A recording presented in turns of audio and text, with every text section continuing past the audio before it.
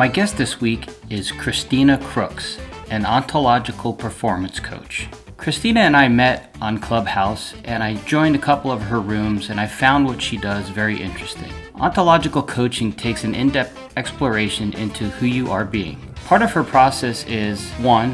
Where are you currently? 2. Define your short, medium, and long-term goals. 3. What are you committed to? 4. What needs to be added or removed or transformed to align you being with your doing. Ontology is the art and science of being a human being, first coined by Aristotle. With Kristina, she will help you co-create a design life where your vision becomes your reality. Kristina uses what she calls a 5-point star concept, which targets your spiritual, emotional, mental, physical, and financial aspects of your life. I very much enjoyed this interview, and I hope you do as well. Once again, thank you for listening. Now enjoy this interview with Miss Kristina Crooks.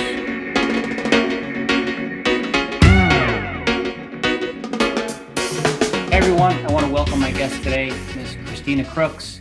Kristina and I met on the new app called Clubhouse. Some of you may be on it, some of you may not be yet. But to be honest, I don't know how I landed in one of her rooms, but she invited me on stage. We got to talking and we had a little conversation a couple days later through Zoom just to get to know each other. And she does ontological coaching, right? Did I say that right, Yes, Kristina? Okay, you got it correct. And then when I was in one of your groups, I saw there was a bunch of people in there that are sort of part of your family in the same coaching arena. And I went and looked it up, and I still don't totally get it. So I'm glad you're here to explain it to me. One sentence I read said, some have said that ontological coaching is coaching to the human soul. You can take it from there and run with it, but I'm very interested in what it is that you do and how you help people and how you got into this. So actually, let's start there. Why don't you give me the backstory on how you got into the coaching that you're now doing? Awesome. Yeah, thank you, Joe. I got into it because I've always been a student of personal growth, and I've always been interested in the brain and how human beings work and understanding our psychology and our behaviors. So I've consistently over the course of my adult life sought out different ways to learn that. And I think it probably really started when I was in high school learning about choice theory by Dr. William Glasser. And it's very similar to the hierarchy of needs. And I found it fascinating. So we would teach this to teachers and administrators.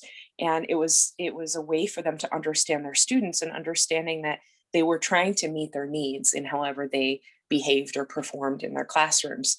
And so it started in education. And I thought, I love this. I love this kind of work and what this is all about. And then fast forward several decades, and I was always looking for new understandings and new ways to put it into place. And then I started going to something called Wisdom 2.0. It's a conference that happens in San Francisco and New York every year. Last year, I think, was probably the last live one they'll do for a little while. And this year it's happening virtually. And I started meeting all kinds of different people, and I started connecting more dots, more and more and more. And then I started coaching on my own, but I was not yet trained for it. And I knew there was something missing. So I was searching and searching. And I had met many people through Facebook and doing Facebook Lives and things like that. And I came across a friend of a friend that he posted something that it said something like, my coach advised me to share all the growth I've had in the last 20 something years of being a coach. And he shared all the things he was free from. And I realized that the entire list he had were things that resonated with me. And some of them I had worked through, and some of them I was still working on. And then others were blind spots I hadn't identified yet. But they resonated. And I went, I need to know you. I need to know this man. So I reached out to him through private message, and I said, I want to know you. Can we have a call, or can we meet? We only lived 45 minutes from each other. So he said, yeah, let's meet. How do you want to do that? And I said, let's go for a hike, which is really funny because he actually told me later he hates hiking. So it was just hilarious that he said yes to something he's not a fan of. But come to find out, meeting him a couple of times, at that point, he had been a coach for nearly 27 years, was one of the founders from a coaching organization called Accomplishment Coaching. There's two that teach ontological coaching. And I didn't know what it meant either. I just knew it was interesting and I liked him and I wanted to know what he knew. And I hired him as my coach. I mean, I worked with him for almost 2 years. And the beauty of working with a coach every week for that length of time in the many layers we worked together was that I learned what was missing in how I was coaching people. Firstly, I was vastly undertrained and underskilled as a coach. And there's a very low entry point for coaches. Lots of people can call themselves a coach without knowing what they're doing. And I was one of them. I was one of them. And the market is flooded with those people right now. It is. And so it's funny because now I find myself, I have to catch my own intolerance for that and have compassion that they really want to help people. Mm-hmm. But I encourage people all the time, if you're interested in being in that field, please go get trained. Please find a good coach that knows what they're doing, that can guide you through that process, because you will be your first student and your first coachee, if that's the right term. Yep. And so I began working with him, and it was really funny because when I started working with him, I wanted to know all of the philosophy, because the philosophy of ontology goes back to Aristotle. And it was really about understanding your relationship to the world around you and asking good questions. And that for me checked the box of having gone 7 years ago when I was going through my divorce to a place called the Option Institute on the East Coast. And it's part Option Institute and part the Autism Centers of America. And I have several friends whose children are autistic, and they go there regularly. But I wanted to go for Option Institute. And Option was very much a philosophy on life and how your environment can change when you see with different eyes and you look at it differently, and you change your relationship to it and your context that you're identifying things and discovering. And so that was in alignment with choice theory many years before. And then when I found my coach, it was in alignment with Option Institute, all around options and choices and how we choose to show up for our life. And then I went through Landmark Worldwide, which is very much based in ontology. And they do it in a much more masculine way and a little bit more aggressive way than I do, or even my coach. He's incredibly gentle. And I started working through all these things that I had noticed had been blocks for me. And one of my things was that I love to have the answer. And there's actually neuroscience that backs that up. We get a hit of dopamine and adrenaline and maybe a few other neurotransmitters that reinforce us being right and people telling us, oh, you're right. Oh, you're right. Mm-hmm. So I was addicted to that. And I still love it. But by talking about saying that I love it, I can identify when it happens so that I'm not stuck in that pattern. And I consistently put myself in spaces where I'm not the smartest person in the room by design. So working with him and being professionally trained as a coach changed the game for me. And it changed my life. Not only how I found and operated with clients and discovered new clients, but how I operated in my own life with my partner, with my relationship with time, my relationship with money, my relationship with how I worked for others and how I worked with others, my relationship with failure, all of those things. And at that same time, I was working at a small special needs school doing all the business development. So I was applying it constantly with the kids I was working with. I was applying it with the California Department of Education and how I operated in that, and noticing when I was in resistance and frustrated with how the school systems work. And I was able to constantly change my context. And that doesn't mean it was always simple and easy, but I had different tools. My toolbox was growing. And I think the biggest thing that shifted in that process was I kept going back to what is the difference between a really good friend that can operate with you on all these different levels and a coach, because I was having great conversations, but it wasn't necessarily leading to outcome. And that's action, being able to take purposeful and intentional action every day, and being able to supply them with co-created actions that I can say to them, how about we try this? What do you think about this action? And I used to ask it that way. Now I just give them actions based on what I know about them. But it's never homework. And people can then get on the court of their life and go and apply the things they're learning, regardless of whether it's perfect or not. That's not the goal. The goal is to be in action with your life so that you're constantly in a yes and conversation with the world around you and identifying what works and what doesn't work. And so ontology is really about our relationship with everything externally being in alignment with what's happening internally. Wow. Okay. That's a lot. Yeah, it is. Whoa. And this is like a really good time for you and I to talk in my own life. You know how things just show up, right? I assume they show up at the right time, right? That's the hope, is that all of these things show up at the right time when you're prepared for it, or you can handle it, or it's time for you to take the next step, or whatever the case might be. And I'm beyond a midlife crisis because, it's like just had my 59th birthday. So next year is a big one. When I do things, I do them well, and I'm hard on myself, and I want to be really, really successful with all that I do. So I'm going through a lot of things right now on my own, trying to say, okay, well, what is it that I want to offer the world? How can I serve? But at the same time, the financial piece of it is a large portion of it. And I heard someone say the other day, I watched a video on how we're almost internally programmed, right, at a young age, and whatever that means for each person. And so you literally could have the matrix is set up where you need to break out of certain habits that have been formed internally through your system, however you're wired, however, I forget how it was put really well, but it's like, you might have adversity to financial freedom. There might be something internally that you just keep blocking, that the fact that you can't go out and become very wealthy and help to serve others. And if we just talk about money for a second, because you mentioned it in that there were different aspects, right? You mentioned money and then like three other things. I forget what they were. Time, money, time, and my relationship with others. Okay. So let's just talk about the money piece for a second, if you don't mind. So I don't mind at all. okay.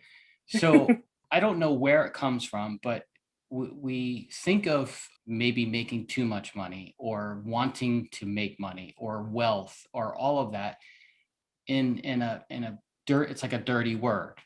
And I don't know where it comes from. I don't know how we get it. So maybe you can, if you've dealt with this with clients and even dealt with all it the yourself. time. Okay, so let's pick that apart, because I think that's Yeah. a big thing, and I'm interested in knowing who would come to you and need that sort of help. And I would assume pretty much everybody, because we all seem to have that problem. So Everyone's got funny money stories. yeah, so everybody has some story around money. So I'm going to shut up and let you talk about what you do with that sort of thing. Yeah, and you're good. That's awesome.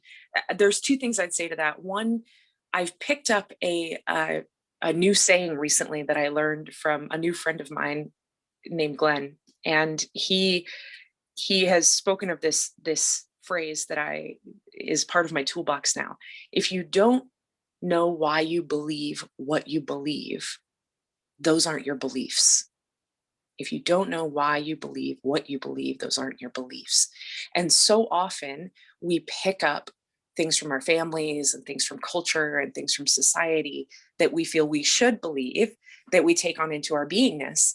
And things like money is bad, or money is dirty, or if I, especially for healers and people in the space of healing, that if I charge, or if I charge a certain amount, now I'm just manipulating people. Now I'm just taking advantage. That's a really common belief set of, if I'm going to do this, I should just give it away and do it for free.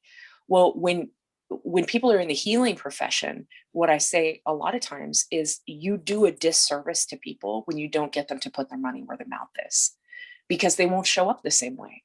And you can think about the times that you pay for something versus go to a free event. If it's a free event, you think, it's not that big of a deal if I don't show up. But if you pay for it, your butt's going to be in that seat. Yep. or on that call or in that conversation, because you've paid for it. You want to get what you paid for. So it's there's a transaction that happens in that. And when people are very relationally based, they don't want to mix the transaction into it. It feels awkward. It feels awkward because it goes against a lot of the belief systems that are one of the pillars for that category of people. There's nothing wrong with it, just identifying that it's a blind spot and it's something that's keeping you stuck. So I see wealth as a 5-point star, and I see wealth as spiritual, emotional, mental, physical, and financial. And if your financial health is out of whack, it's going to send off bells for your wellness. Because when you're doing something that is a paid service, the one exercise I use with clients all the time that seems to be helpful, which is good because I love it. I love using it. So I'm glad it helps them. Think about the last time you paid for something that you loved paying for, whether it was a massage or a plane ticket somewhere or an experience or a coach, whatever that thing was. I loved being able to pay my coach. I loved being able to pay to go to Wisdom 2.0, even though it was, several $100s. So, and there's other events that I've been to that have been much more than that. And I was so grateful to do that. Well, if you've done a lot of things that you were regretful of, that may be impacting your own money story. And most of the beliefs that we form happen around 7 to 10 or somewhere in there, because that's when, as children, that's when we start to identify that we are separate from the world around us at 7 years old. And so we start identifying what we need to do and what we need to say to be part of our communities and get connection, because it's a natural ingrained human need to connect with other people. So we do things that leave us feeling connected. If we come from a family, like I came from a family that was incredibly judgmental of people that were really wealthy and felt that they were vapid and all these different things. So so for me, it was difficult to address the money story because I felt the same way that a lot of people that are healers who come to me feel. I have felt that. I've stood in that place. And there was a switch that happened where I went, oh, in order to get their full commitment in the work we're doing and then be committed to themselves, they have to make this investment. It's a high quality investment. And I had a client say that to me in the last year. I said, what made you decide to invest in coaching, specifically with me? And he said, you're high quality, and I wanted a high quality investment. And I went, ooh, well, dang. but then I backed it up by, it's not about me. So even though that feels good, like I just, rub it all over my ego, it's at the same time, it wasn't about me. It was about this person making a budget for something that was for them. Most people don't have a budget for coaching or personal growth. So it comes out of something else. They have a budget for their car, for their house, for their bills, for their kids, but they don't create a budget for them. And the core of everything that I do is self-love and being in alignment with yourself, so that every choice you make, every action you take is based on this alignment with self-love and self-respect and self-esteem. And if you're out of whack inside, you're going to make choices that are out of whack, and you're going to see it reflected back to you in your environment. You're going to have breakdown in relationship, breakdown in communication, breakdown in your money. There's going to be something that is not working. And that's how you know.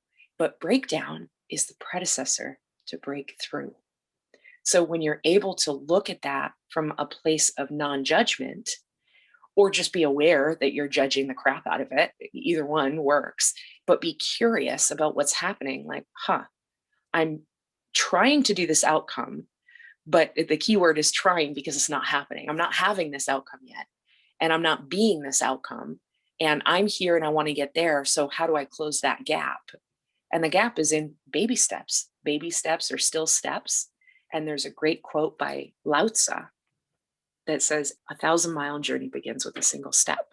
And so when it comes to reprogramming ourselves and looking at new belief systems and taking on a new way of being, it's a collection of small steps that we've taken. And a lot of times when people are addressing something large, like how they relate to money, which is a large thing, they think, oh, if I change my beliefs, it's all going to work out, right? Well, you can change how you think, but then you have to put it into action. You have to practice it. You have to fall down many times, and done is better than perfect. So you take on a new belief and replace a new belief. You start trying it out, testing it out, and see what works and what doesn't, and observe yourself. And so, in talking about money, the other thing is that people can go the opposite, where they charge a vast amount of money, make a lot of money, but it's not fulfilling because they're, again, not in alignment. So they're using someone else's system, or they're doing it in a certain way that maybe does con people, or does do something that's just out of alignment with what's true. And so they're making a lot, but they're unhappy, because that happens too. People can be wildly financially successful, but their relationships are falling apart, or they're not in a good relationship with their children or their partner or their friends. And so they're running this racket of their life that looks like they're successful, but they're not, because their relationships are a shambles.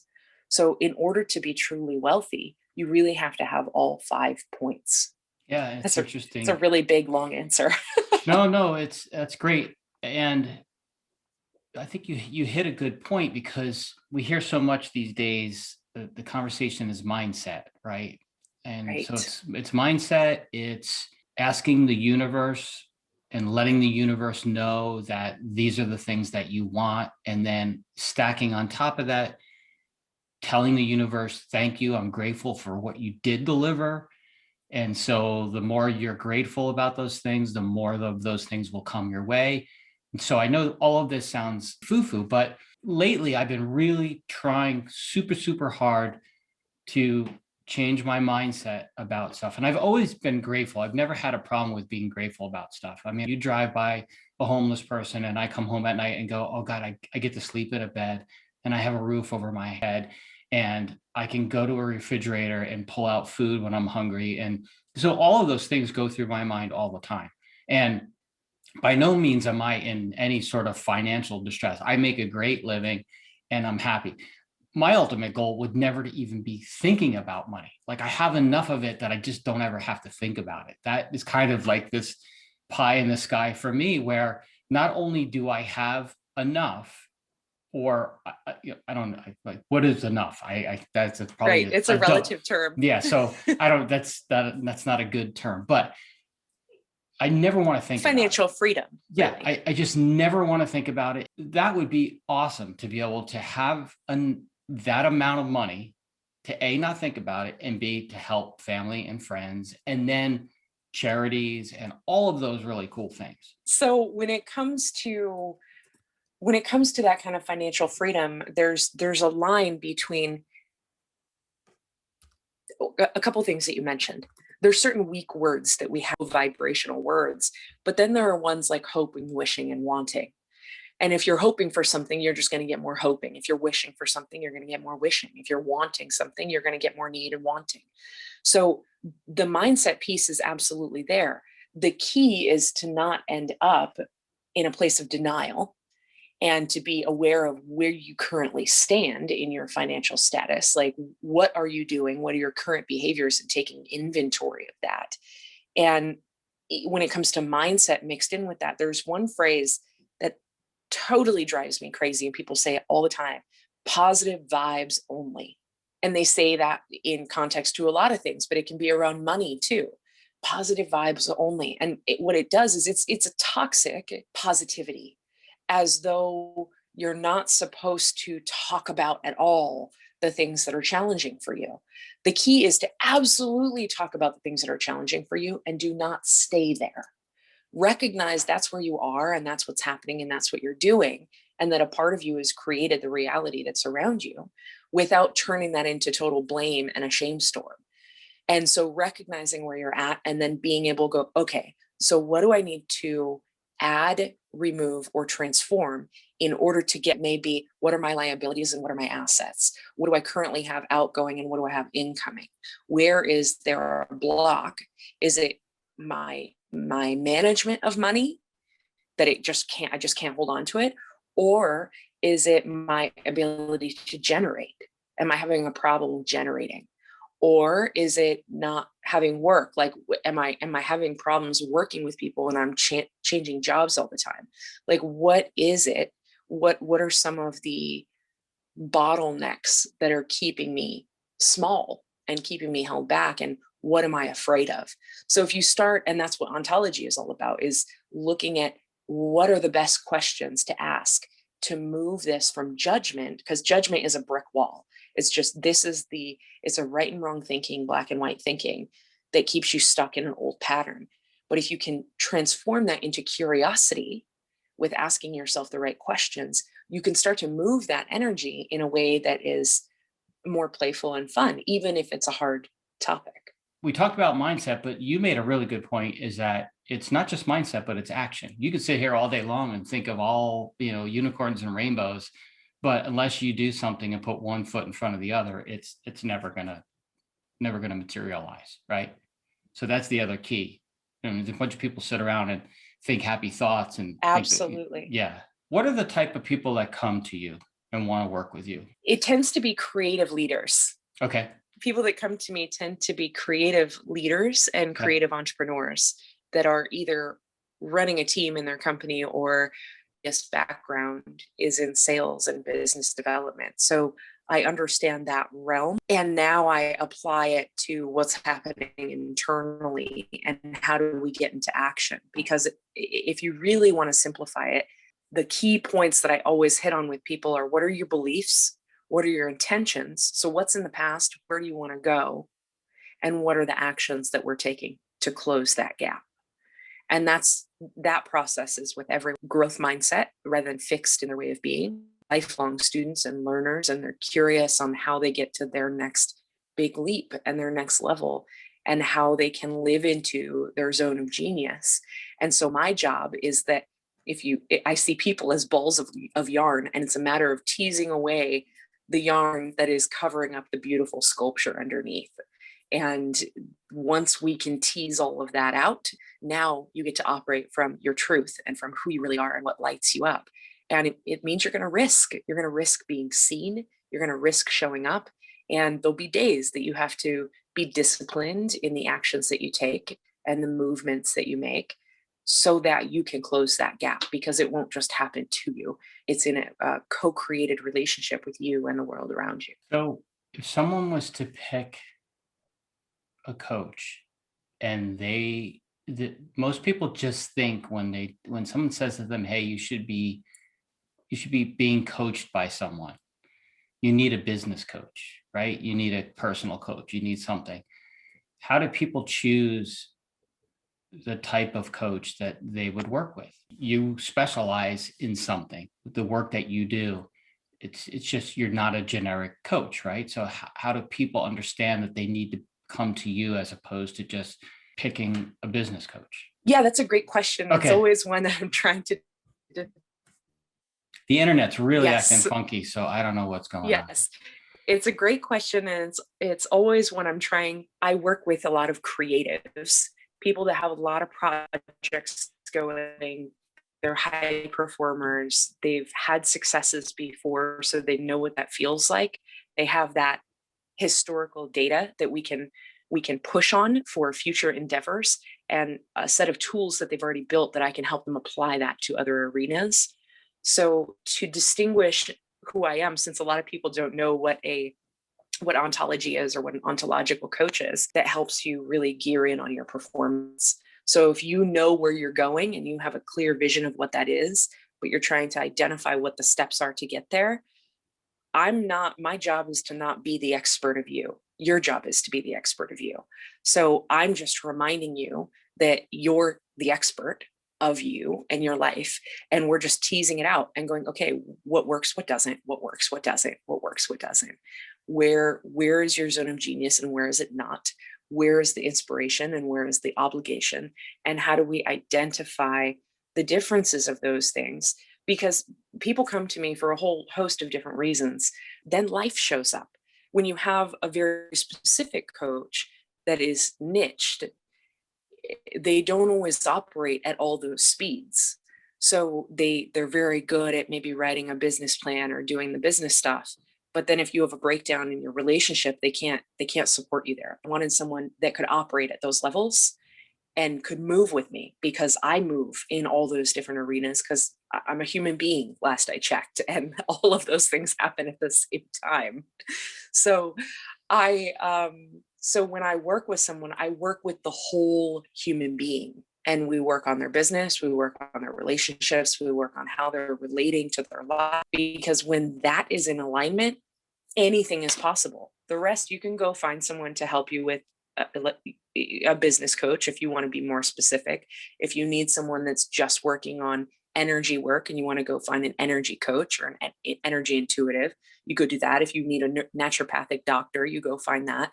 So those are definitely niching into specialities, but mine is the whole human being in front of me. And how do we get you solid so that no matter what you're approaching, you have a projects into the world. It's my arena. Got it. So, and my zone of genius. do you help anyone that is confused about their purpose? Does that ever come into play in what you do? I can support people in that, but I typically don't bring those on as clients, because it's a long road. And there are coaches that work with that more specifically. I want people that know their vision and know where they want to go. They're just having trouble identifying what the next steps are. That's my lane. That's my zone of genius. So I can support people with, answers or questions or exploring it here and there, but I usually don't bring them on as a long-term client. Perfect. That makes sense. And that's what's cool, is that you have a lane and you stay in it. And that's what makes your coaching so good, is that you're not trying to be everything to everybody. Right. And I think, sometimes people that think they don't know what their vision is actually do. They just have multiple visions and they're not sure which one to focus on. So it's actually pretty rare to find people that are floundering and don't know what their vision is. Those people don't tend to gravitate to me, because they're looking for an external answer of someone to fill a void in them. And I will not speak to someone's smallness. I will only speak to their greatness. So if they learn pretty quickly that if that's something that's offensive to them, they don't want to hang around me, because I won't reinforce someone's smallness. That's perfect. So there are three things that you brought up earlier. It was the financial, the time, and personal. Is that right? Relationships. Okay. So we talked about financial. What about time? So when it comes to time, people are either overly rigid or always late. And then there's everything in between. But I used to very frequently fall into the always late category. And it was, to keep it PG for people watching, my coach said to me, when you're always late, you're either F you to the other person or F you to yourself. And it was so shocking to my system for him to put it in that kind of, so if that's how it's showing up, I need to look at my relationship to that. And what I was doing was I was overcommitting to so many things. I was missing things all the time. Or I was getting too absorbed in one thing and then being late to something, because I am surrounded by a lot of people that take their time really seriously, and they're very in integrity with their time. And if I was late to them, it was offensive. And that's understandable, because now I'm on the opposite end, and I can notice myself feeling that if people are late for me or they miss a scheduled time and they've blocked time on my calendar, it's super disrespectful. And when you take responsibility for your beingness in time and space and how you're showing up, it changes the game. And I say that whenever I say changing the game, what I'm really saying is it changes the full context and how you relate to the world. And when you're clean in how you operate in time, you start attracting other people that are clean in how they operate in their time, and they're in integrity. So if they say they're going to be there, they show up and they're there. If they say they can't, then if they can't, they say they can't. So you start operating at a much higher vibration where people are true to their word and being whole and complete in who you're being, which is taking full accountability for your behaviors and your actions. Perfect. I loved how you explained that. Perfect. So the other piece is relationship. Awesome. Yeah, relationship in the context of the people and the things that we're committed to. So not just relationship like an intimate relationship, but it's two different things that people run into all the time. Their relationships, their actual relationships with other people, and then their commitments to different things. And all of these four things, money, time, commitments, and relationships, they all bleed into one another. And if you're out of integrity or if you're in breakdown in your relationships, it's likely going to affect your time and your money. If you're out of integrity in your money, it's going to affect your relationships or your other commitments. So when it comes to relationships, recognizing your impact on other people. So, for example, in a clubhouse room, if someone they come on to speak on a stage, but the moderators are going in order, and that person launches in to say something, say, hey, can I just jump in? And they don't wait for an answer, and then they launch into a 15-minute story. It's impactful on the rest of the room. And now you're basically saying, I don't care what anyone else has to say. I only care about what I have to say and the sound of my own voice, because you didn't even wait to find out if that's okay. So noticing your impact on other people around you is what I'm usually referring to when I say relationships. Yeah, there's a lot of that going on Clubhouse. Yes. So is there anything that I missed that you want to talk about? No, I feel pretty complete. I mean, I can talk all day long. So if someone would like to work with you, what's the best way for them to get in touch with you? So the easiest way is probably just go to my website, KristinaCrooks.com, and you can book a call right on there. You can book a complimentary coaching call and experience what that's like. And I'm on all the social media platforms. They can send me a message that way. So find me on Facebook and send me something through Messenger. You can find me on Instagram and send me a message that way.